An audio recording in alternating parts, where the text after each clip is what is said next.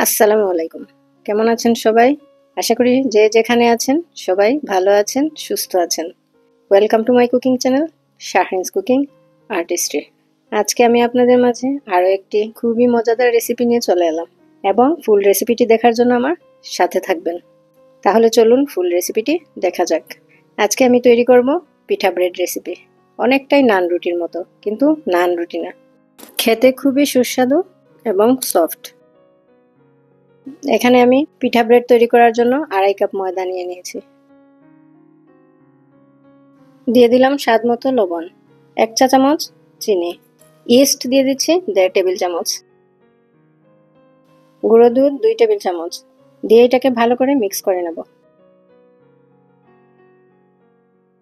এখন দিয়ে দিচ্ছি কুসুম গরম পানি 1/2 কাপ। এটাকে আমি অল্প অল্প করে মেশাবো। 1/2 কাপ লাগতেও পারে, আবার নাও লাগতে পারে। অল্প অল্প করে মেশাবো এবং নাড়বো।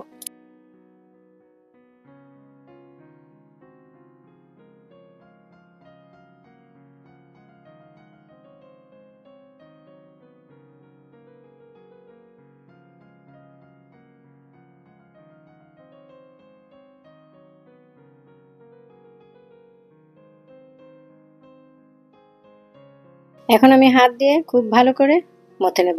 20-25 মিনিট আমি এটাকে মথবো।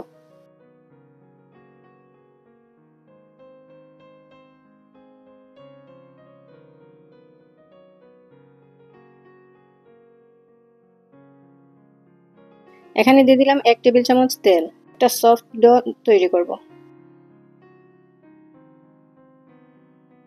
হয়ে গেছে আমার ডো তৈরি করা। এখন এটাকে আমি 1 ঘন্টার জন্য ঢেকে রেখে দেব।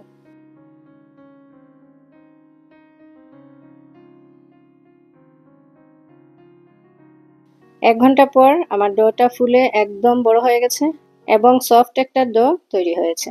এখন এটাকে আমি ভাগ করে নিচ্ছি। এই রুটিটা বেলতে গেলে একটু ভারী করা লাগে।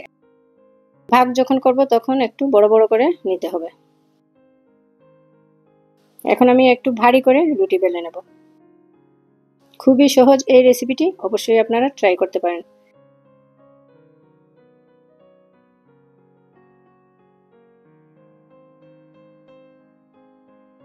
সবগুলো রুটি হয়ে গেছে। এখন আমি এটাকে ভাজবো। তেল একটু গরম হওয়ার সাথে সাথে আমি রুটিটা দিয়ে দিচ্ছি। খুব বেশি সময় রাখা লাগবে না, একটু উল্টে পাল্টে গোল্ডেন বাদামি রং হয়ে গেলে আমি এটাকে নামিয়ে নেব। খুব সুন্দর তেলের মধ্যে দেওয়ার সাথে সাথে লুচির মতো একদম ফুলে টইটুম্বুর হয়ে যায়।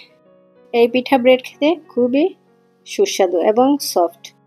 আপনারা পরোটার পরিবর্তেও এটা ব্যবহার করতে পারেন, লুচির পরিবর্তে এই ব্রেডটা তৈরি করতে পারেন। খুবই মজাদার একটি রেসিপি। রেসিপিটি যদি আপনাদের ভালো লেগে থাকে তাহলে অবশ্যই লাইক কমেন্ট করতে ভুলবেন না প্লিজ। খুবই সফট, তুলতুলে নরম এই পিঠা ব্রেড রেসিপিটি আপনাদের কেমন লেগেছে অবশ্যই কমেন্ট করতে ভুলবেন না প্লিজ। রেসিপিটি যদি ভালো লেগে থাকে তাহলে লাইক কমেন্ট ও শেয়ার করে আপনাদের আত্মীয় ও বন্ধুদের মধ্যে ছড়িয়ে দেবেন। পরবর্তী রেসিপি দেখার আমন্ত্রণ রইল।